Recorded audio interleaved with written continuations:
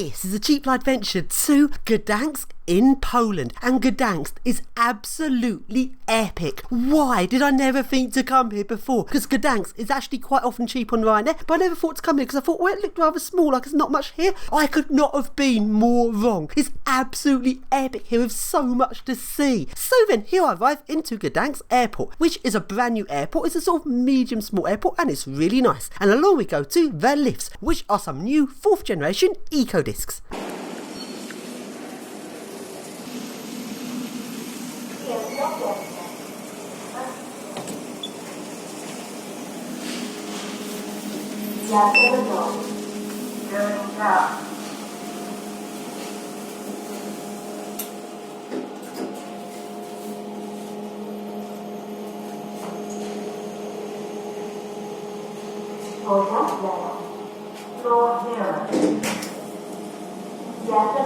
And along I go to the train station and get on a train into Gdansk. The train is a Mon diesel train and is alright, there's not really anything that special or interesting. So then I arrive into Gdansk, and what's really annoying is that at the airport you cannot buy the 72-hour ticket for all 3 cities, so I had to buy a single ticket at the airport to get into the centre of town where I could buy the ticket, but the main ticket office at the train stations don't sell it. You have to find the local ticket office, which took me half an hour to find, which was really annoying. But apart from that one little thing, everything here is absolutely perfect. And along we go to the absolute best thing there is in Gdansk, which is the epic, awesome, old Soviet suburban trains. I didn't even know these were here. These took me by surprise. When I first saw these, I was like, wow, I did not know they actually ran for old Soviet trains here still. These trains are absolutely epic and so old-fashioned. Now, a lot of these trains have been modernised, and have been modernised to varying different amounts over the years. Some trains are completely modernised with a new front end, the motors being replaced with ACVF motors, and the interior have been refurbished. Some of the trains have just had the interiors refurbished to varying levels of amount of refurbishment, but some of the trains are still completely original. So let's go on to an original local suburban Soviet train.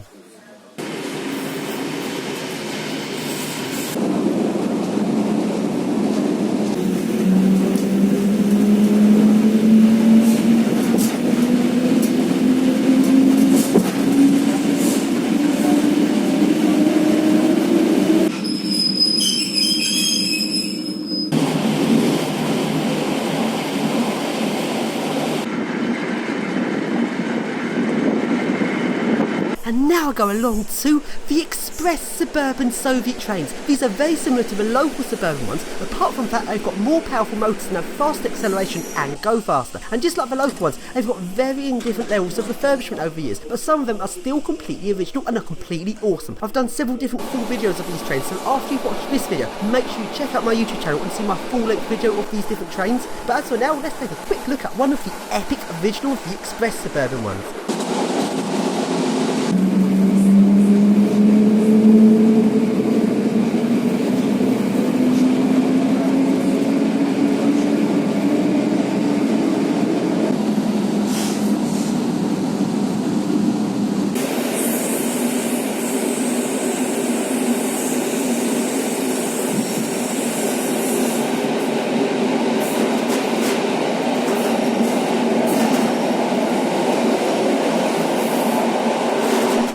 Go along to a shopping centre. There's a lot of shopping centres in Gdansk, and this first shopping centre is Galeria Metropolia. And this shopping centre is, well, it looks very modern, it's all very nice, but it's nothing really that special. This shopping centre doesn't push any boundaries and doesn't do anything that unique. I mean, there's nothing wrong with it, but it's not really anything specially interesting.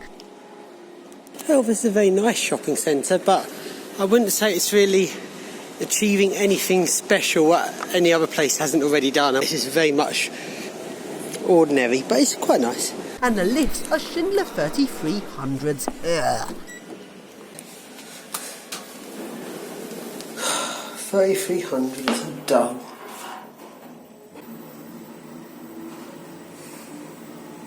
Piętro czwarte.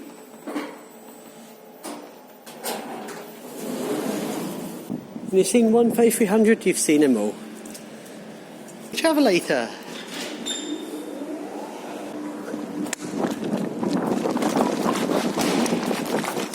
But this shopping centre also has some nice Schindler Eurolifts.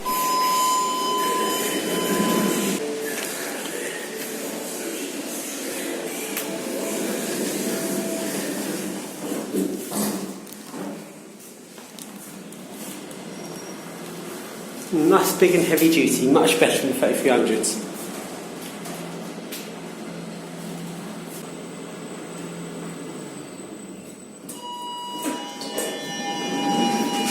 And very efficient.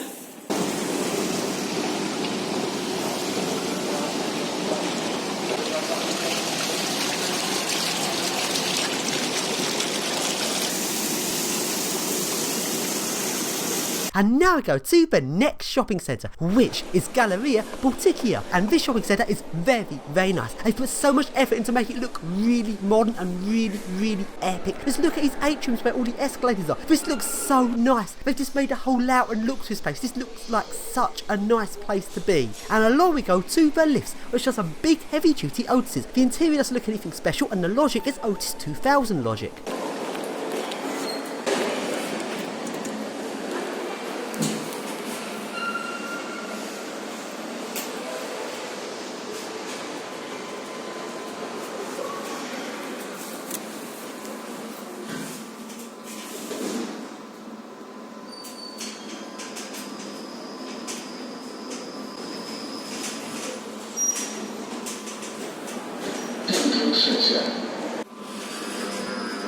Oh, sounds better on the way down.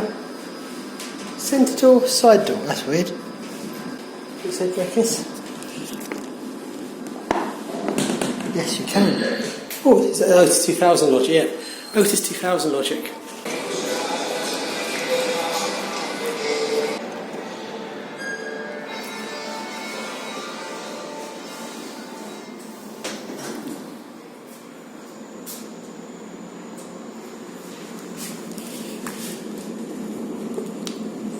Oh, this one's locked. That's weird. So then, it's now night time, and now we go along to the trams, and I go on a 1990s tram with DC pulsing.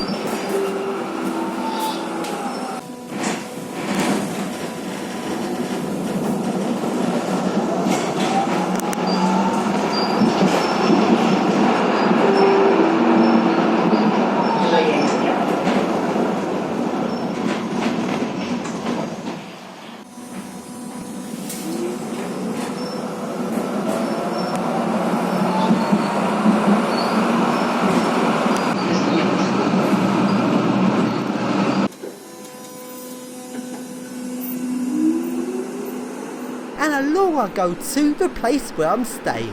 And annoyingly, I'm only staying here for one night. There's so much to do here. If I'd realised there's so much, I would have stayed here for 2 nights or 3 nights. Because I was only staying one night, I really had to rush to see it all. It's just so annoying, I only thought I did one night here. I did not realise there's so much to see in Gdansk. So then along I go to the place where I was staying, which is in the middle of nowhere. I have to get off the tram and walk half a mile down a country road. And I arrived at a place and there was no signs anywhere to suggest this was a hostel, a hotel or a place to stay. It just looked like a house, like any of the other houses. And I thought, oh shit, have I just been scammed? Have I just booked a non-existent place? So I phoned up the owner, and no, it is actually a hotel. The owner told me where to find the key, which I had hidden in the garden. I found the key, let myself in, and this place cost just £12 for the night. This is the cheapest place I've ever stayed. Now, in Poland last time, in Poznan, I stayed at a place that was £15 per night, and it was actually really nice. Now, this place, £12 a night. Will it be really nice at this price? My hopes weren't high because it was so cheap. But it turned out to be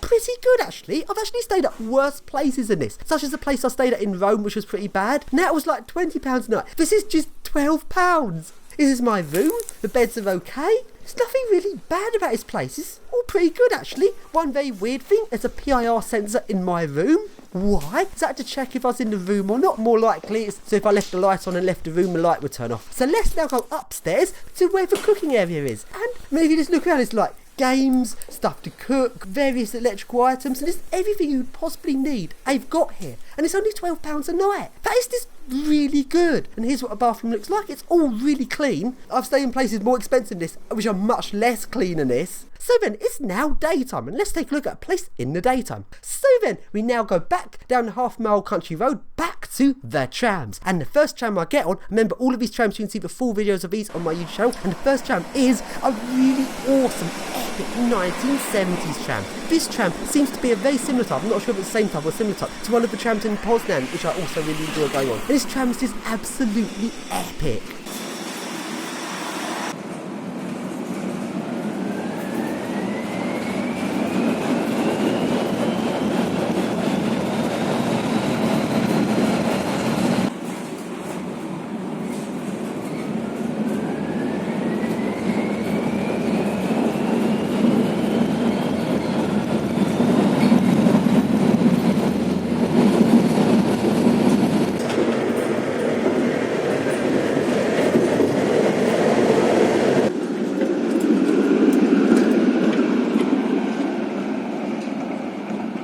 Now to next tram, which is another awesome 1970s tram. This one has pulsing, but it's not the normal sort of pulsing. As far as I can tell, the motor's still DC, meaning it's DC pulsing, but does not follow the DC pulse width modulation principle, because the pulsing is meant to stay exactly the same as the power changes. But on this one, as the power increases as the driver puts in more power, the pulsing changes in pitch, which is not how pulsing's done, which makes me think, did the people at the tram depot custom make the pulsing system using an Arduino and some large transistors, and they programmed it like this? It's just so weird.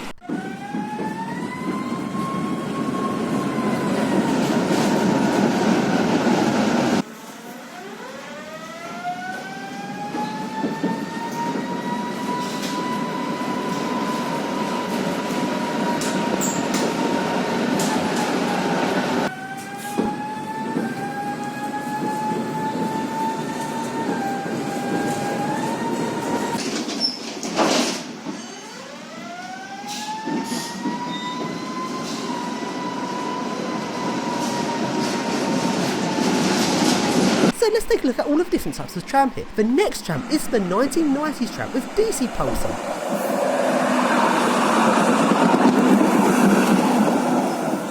And another type of tram is the modern day trams, which are very nice. They've got AC motors and VF drive, and these modern day trams are very nice.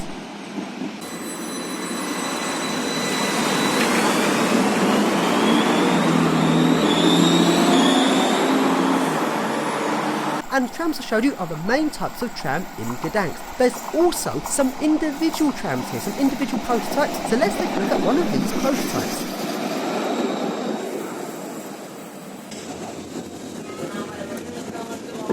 And now go along to Gdansk Central Station.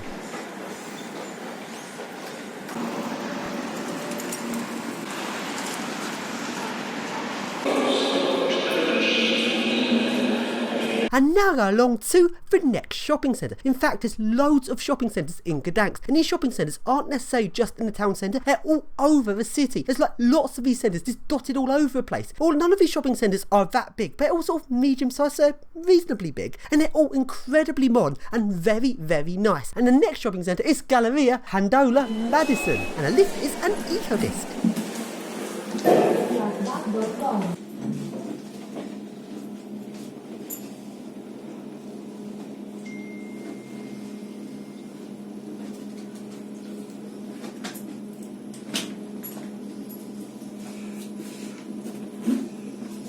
Piętro trzecie. First floor. Jazda do domu. Going down.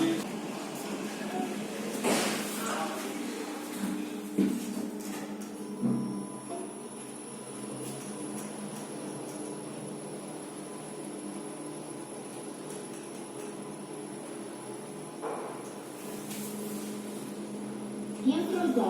Floor 0.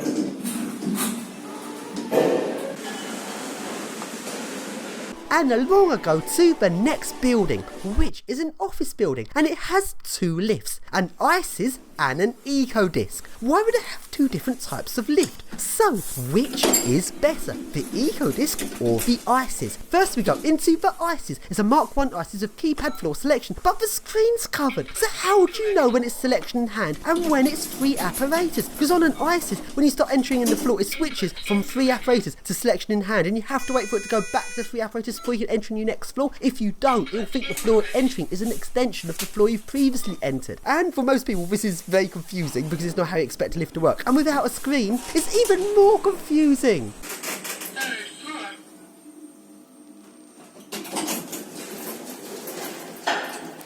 And now to the EcoDisc, which is a much better lift. The EcoDisc is so much more efficient, it responds to your button presses so much quicker, and it's just an all-round better lift.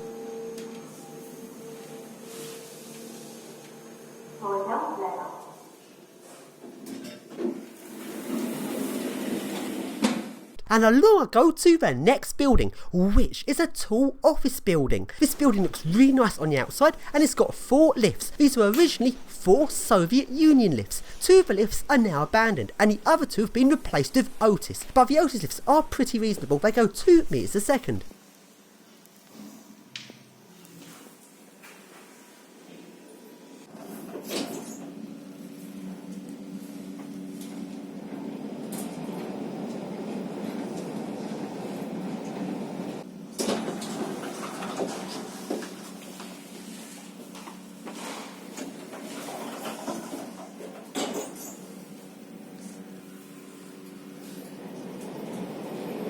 And along I go to the next building, which is a tall hotel. This has some Otis lifts.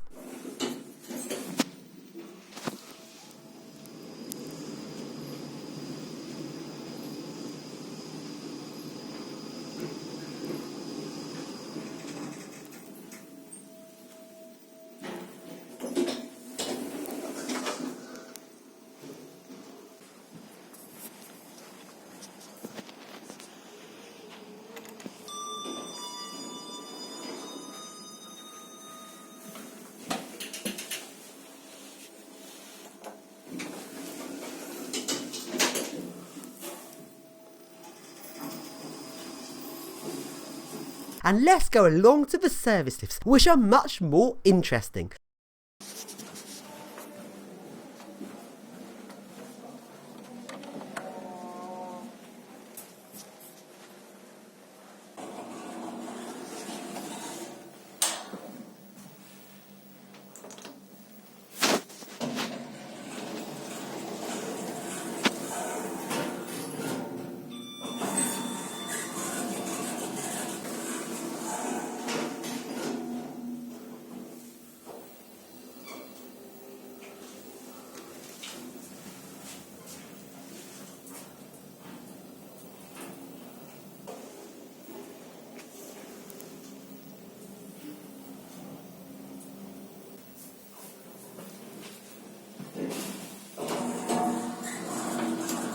Let's get on top it.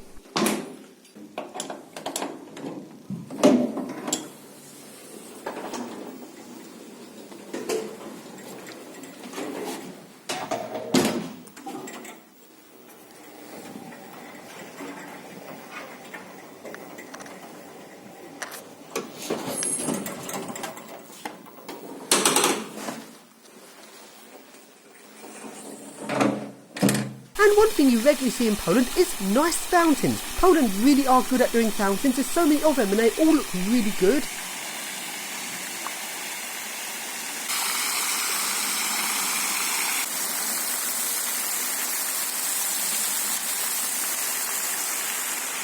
So then, along I go to Gdansk's Old Town, and this is what Gdansk's Old Town looks like.